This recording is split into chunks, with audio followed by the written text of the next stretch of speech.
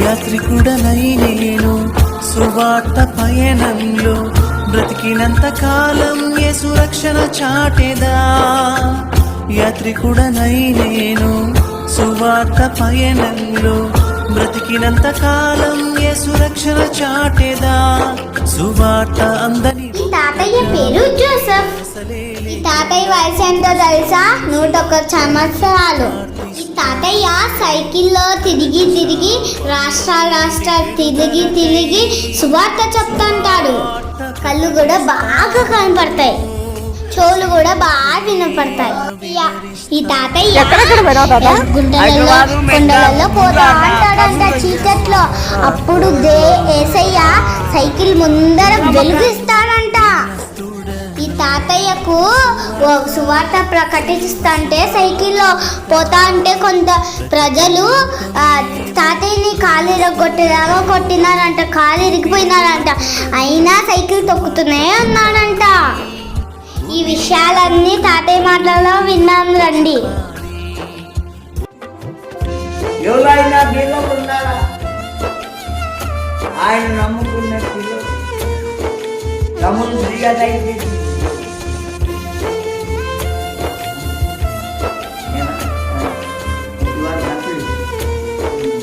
మనం ఆయన లెక్క తగ్గుతాం.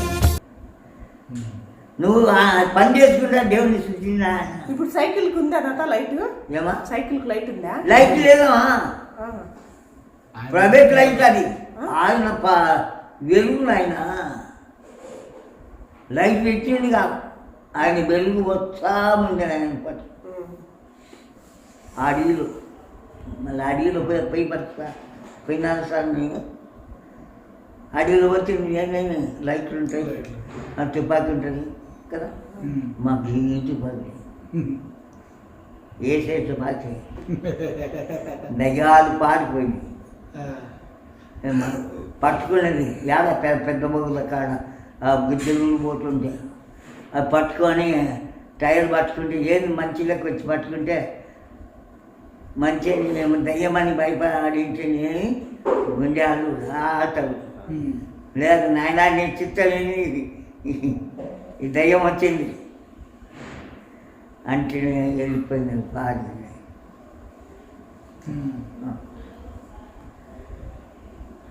అడవిలో ఎవరు ఉన్నారు నాకు ఆశ, చెట్టు తప్ప. ఎందుకు ఊరు దాటితే ఏం లైట్లు ఉండవు. అదేమ్మా ఆ ఊరన్నా కానివా ఇప్పుడు ఊరు కాకుండా కానీ అడవిలో పోయినా కానీ ఆశలు కావద్దు, మనుషులు ఆశలు మధ్యలో అక్కడ ఏరు అడవిలో అరణ్యంలో అక్కడ ఆసరా ఉండేది పనిలోక తండ్రి ఆసరా. పగలున్నట్టే ఉంటుంది. పగులు లెక్కమా దాడి కనపడుతుంది. తొక్కుకుంటూ మొత్తం దిగి దొబ్బిలేదు కాదు అయినా సైకిల్ తొక్కుకుంటేనే ఆమె అయ్యే కుమారుడు అమ్మా చేతులు ఇవి ఎండినే కాదు, ఎండి ఎంకలు ఇవి ముడుచుకోపో పట్టుకుంటావా. అంత కుమారుడైన ఆయన అటువంటి పని కొనసాగించారు మన తండ్రి వేసే తండ్రి. ఆ వెలుగులో నచ్చినందుకే ఇంతవరకు ఇంత వాక్యం పంచుకున్నాం మనం. ఇప్పుడు ఎన్నేళ్ళు తాత? 101 వాక్యం. 101. ఎక్కడి వెళ్ళినా హైదరాబాద్ వచ్చే పిల్లలు లేదని వచ్చింది ఒక తల్లి. ఆయన ఇచ్చినాడు, కర్నూలు ఇచ్చినాడు, శాంతపురంలో 5 మందిగా ఒక బిడ్డ, 4 ఎలుగులుగా చూడలేము, మోసే కూడా ఆ వెలుగులో నడిపించాము. వెళ్తా ఆ వెళ్తాడు లేకుంటే నేను సైకిల్ తీయాలి కింద పడిపోయి మబ్బులు బైకులోనే లైట్లు ఉండి అన్నీ ఉండి కింద పడతాను. అది లైట్ ఉంది, ఎప్పుడు ఆశలు మంచి ఆశలు లేదు ఆ కొండల్లో. అట్లనే వండి పాడత చేసి ఇట్లా పులులు వచ్చినాయి, వాళ్ళ నోటికడ్డి పోతున్నాయని ఉండ. జీతం పోతే ఎట్లమ్మా 40,000 50,000 ఉంటుంది అలా జీతం, నేను నోటికడ్డి పోతుంది కదా. అట్లా చూసి ముక్కున్నాడు కట్ చేసిన. లేకుంటే పోయి పాత్రలు చేసి వచ్చాయి మంద పాములు తెచ్చింటే బాగుంది మీకు. ఎన్ని మాట డబ్బాచుకుంది, డబ్బు కాదు, కోట్లు కాదు, ఇలా ఎన్ని మాటలు డబ్బాచుకునేమో. దేవుని మాటలు ఏంటి నేను బయలుదేరి ఇంకా ప్రయాణం అయ్యి పోతున్న సైకిల్ ఎక్కి ఆడికి పోయినాక చెక్కిపోతే ఆడికి పోయినాక బండ్లు బోనియడం కాసేపు అయ్యొచ్చు మనుషులు బండ్లు అయ్యా పోవద్దైనా ఆగండి అని చెప్పి ఆపిన. నేను ఆ టీ తాగి ఏమైనా పోతున్నా వద్దని ఆయన అడిగాను. పొమ్మని ఇచ్చేసాను. ఇచ్చి నేను పిల్లప్పుడు ప్రతి ఒక్క పని చేసిన పెద్దయినా అప్పుడు దేవుడు మైకు ద్వారా మాట్లాడినాడు. అప్పుడు దేవుడు బాగా పడుతుందా వదలంగా దేవుడు సాయం చేస్తున్నాడు. సాయం చేసి దేవుడు దేవుడే సాయం చేసి మనసు సాయం కాదని ఆయన సాయం వచ్చేస్తుంది. అంటే మనుషులు సాయం ఓకే ప్రేమ మనుషుల ఆధారతనం, అంతేకాని బలమైనది కాదు. ఆయన బలమైనది బలమైన ఉంటానంటే మాటల మత్తయి వాటి తిని 11లో ఇలాగ తినే మాట ముఖ్యంగా అపోజిషన్ పగులు గారు రోమిలకు రాస్తూ పత్రికలు పంపుతూ ఉన్నప్పుడు రోమ ప్రధానులను అయ్యా దేవుని చేత ఉండండి యేసు చేతిలో అంటే వాళ్ళు వినకపోయినారు. రోమా ప్రధానతో కొరికి చెప్పాడు. ఇవన్నీ బయలు తీయాలా అన్నీ చూసుకొని మనం చెప్పగలం. మనం నోట్లో వస్తాడా ఆల్రెడీ సువార్త చర్చిలలో పోయి చెప్తా ఉంటాను, నా సాక్ష్యం చెప్తా ఉంటాము. సువార్త నీకు జరిగినంతా చెప్పుకుంటూ ఆయన ముందుకు తీసుకెళ్ళాలి కానీ మనం ఎదుర్కి పోకూడదు. ఆయన ముందుకు తీసుకొని వస్తా ముందుకు తీసుకెళ్ళాలి, ఎనికి పోకూడదు. మనం ఇంకా తగ్గకూడదు. జాయింట్ కావాలి. ఆయన మనం జాయింట్ కావాలి. ఎందుకంటే ఇవాళ ఎచ్చకున్నామని ఎప్పుడు చల్లగా ఉండాలని కాదు. మనకు వచ్చిన కాడికి ఇచ్చిన కాడి ఆయన ఇచ్చినది చాలు. అంతేగాని మనకు ఇంకా బలము మనకు ఇంకా అది మనం కోరము అడగము. కానీ ఇచ్చేవాడు ఆయన తెలుసు.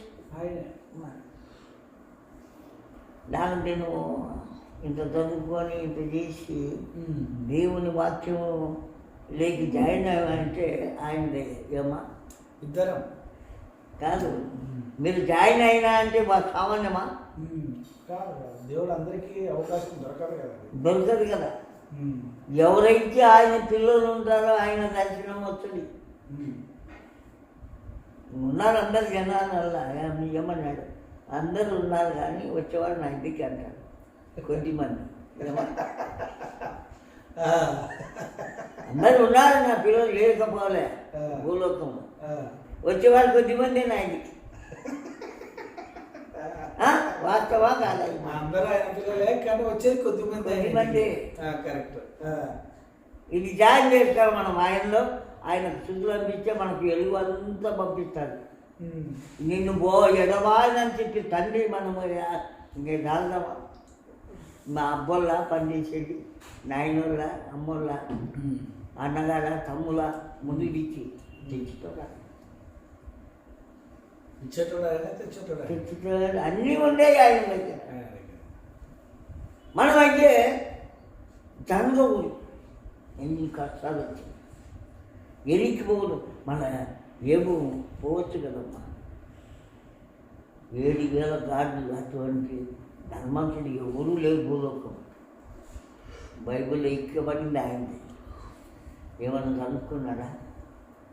కొండలు పోయి కొడుకులు పోయి బిడ్డలు పోయి ధర్మంతో ఆవులను మందలను కొట్టుకుపోయి సాతాను తీసుకొని ఆడ ఏమైంది? ఆ తల్లి అనుకుంటే ఏమి ఆయనతో ఉన్నావు, మనదంతా మనమే మిగిలింది అంటే ఇట్లా ఏ తరంలో ఏ తల్లి అనిందో అని చెప్తున్నాడు ఆయన. ఆమె కొరికి ఎందుకు చెప్పలేదు, ఏ తల్లి అనిందో అట్లా అంటున్నావు అని చెప్పినాడు ఆ తల్లి. కానీ మర్చిపోయినాడు. ఆ ఏమి మర్చిపోయి ఎన్ని కష్టాలు వచ్చాయి, ఎన్ని ఇబ్బందులు వస్తాయి. కష్టం మా సేవకులు మనము జనుకుని ఆయనతో ఉండేస్తాను. నీ ధనము ఆయన్ని, ఆయన ఇచ్చే ధనము నీకు సమకూర్చా. ఉద్యోగం కూడా ఆయనదే, మంది కాదు. నీకు ఒక ఆఫీసు లేకపోతే కనపడాల్సింది కానీ నువ్వు ఆయన్ని ఆయన మనది ఏం లేదు, వచ్చి మాత్రం శూన్యం. రేలాడుతుంది, భూమిని రేలాడుతుంది, సూర్యుని ఎదుట ఆకాశం ఎదుట నిలువలేని వారు. ఎందుకంటే వాక్యమే మనకు కావాలి. మన ఆదికాండం చూసుకుంటే ఎన్ని దినాల నుండి చేసి ఒక దినం చేస్తున్నారు ఆయన. ఏమా అన్నీ చేసుకుంటూ ఒక దినం అని చెప్తున్నాడు. మనిషిని ఒక దినంలో చేస్తాడా నాయన? అమ్మ గోహన్ ఒక నిమిషానికేమో కంటి ఒక దినానికి ఎంత కష్టపడుతుంది. ఒక సంవత్సరానికి ఎన్ని గడియలు పెట్టున్నాడు లెక్క చేయలేదు. గడియలు చెప్తావా నాయన? ఒక దినానికి ఎన్ని గడియలు ఉండేది కూడా లెక్క చేయలేము. మళ్ళీ ఆ మానవాడికి లెక్క చేసి ఈ పలానా దినము ఈ గడియకు వచ్చింది అన్ని లెక్కలు తీసుకుంటూ వచ్చాడు తండ్రి. అలా 33 కోట్ల దేవతలు చేయొచ్చు. గడియలు చాలా కావద్దు, ఆయన వాళ్ళని కొట్టించుకోద్దు. వాళ్ళ యుద్ధం దేనికే పోయినారు, కట్లాడినారు, కలవడినారు, చంపుకున్నారు, పరిపాలన చేసేది. ఈయన ఏమన్నా కొట్లాడబోయిందా? కొట్లాడలేదు. ఒకటి నాకు తెలుసుకున్నావు, నా సొమ్మాన్ని కొట్లాడలేదు. నా సొమ్ము తీసుకున్నామని నా సొమ్ము నాకు ఇవ్వడం లేదు. వీళ్ళు అంతా మోయిస్తే తగాదా ఉంది. నన్ను వేసిన గాడి పిల్లని తీసుకెళ్ళా. ఈ మానవుడు గుర్రాలు లేకపోయినా, వంటలు లేకపోయినా, పులులు లేకపోయినా అన్నీ ఉన్నాయి, కానీ తీసుకెళ్ళి ఆ రావాడి నాకు వద్దు అనుకున్నారు. ఈ ముట్టుబట్టులు వచ్చి గాడి పిల్లే నాకు కావాలి. ఊరి పుట్టిన ఆదివారం ఈగురు పండుగ దినం దారింటే బట్టలు పట్టుకొని, అందులో బట్టలు పట్టుకొని యేసు ప్రముఖ స్తోత్రాలను చెల్లించి మనం అలాగ చెల్లించి మన జీవితాలు గడవచ్చు. ఆమేన్, ఆమేన్. అట్లుంటుంది. దేవుని పని అంటే సీల్ ఎక్కించుకోవాలి. మనం ఏమంటే కొంతమంది ఏం చేస్తారంటే కొంతమంది పని లేదు, ఆ సీల్ వడగొట్టించుకోకూడదు. అబ్బిన సీల్ను పోగొట్టుకో. ఎంత దూరమైనా నడుస్తాం ఆయన పాదాలు పట్టుకో. లేకపోతే మనము ఆ పాము బీచ్కి లోపలికి వచ్చిన నాటిన చెట్టును భంగం చేసిన, అది నాటబడింది. ఆ చెట్టు పండు గిరాకమని చెట్టు తినింది. ఈ సర్పం చెప్తాను, కానీ ఆ చెట్టు నేను నాటుకుంటే సందేశం ఆయన బుద్ధి లేదు. ఆయన అది అని జరగబోయే అది ఇప్పుడు స్వతంత్రాలై భూమిన మనము పోరాడించుకుంటూ ఆయన పని తక్కువ చేస్తూ ఉంది. దేవుడు జీవించిన కాక ఆమేన్, ఆమేన్. ఎన్ని మాటలు దొరికినాం, ఎన్ని మాటలు దొరికినాం. ఎన్నాళ్ళ నుండి సూచించావు నువ్వు, వాక్యంలో పోతున్నావు, చేస్తున్నావు. ఆయన వచ్చి మాట్లాడుతున్నాడు నీ ఇంట్లో, నేను కాదు మాట్లాడు. చెప్పినాం బైగల తండ్రి నైనా నుంచి మాట్లాడి ఎవరో సముద్ర దగ్గర కురిపించి ఇశ్రాయేలు లెక్క జరగాలి. అంటే ఇశ్రాయేలు పొందినా పొందకపోయినారు, కానీ నీ కుమారులేయో నీ కుమార్తెలు పొంది జీవితకాలం అంతా నేను సృష్టించుకుంటూ ఆరాధించి బాగుంది కుమరించి ఆ మందిరాల మీద సత్య మందిరమును